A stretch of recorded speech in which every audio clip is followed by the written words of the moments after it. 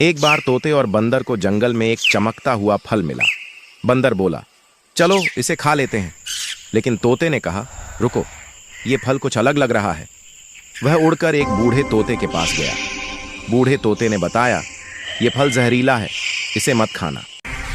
तोता लौटकर बंदर को समझाने आया, मगर बंदर ने उसकी बात नहीं मानी और फल खा लिया। कुछ देर में उसे चक्कर आने लगे। फिर तोता रोने लगा, फिर लाइक सब्सक्राइब नहीं किया।